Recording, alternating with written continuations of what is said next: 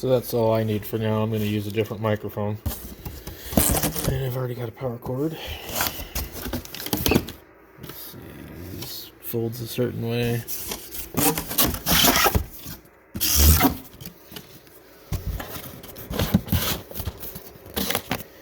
So, good lord, this camera sucks. Anyway, there's the radio, there's the faceplate. Get it hooked up here in a second.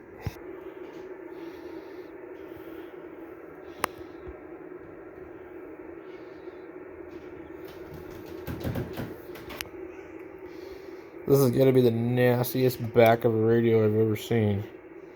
Brand new. Camera's not really picking it up, but it's dingy and it has sanding marks.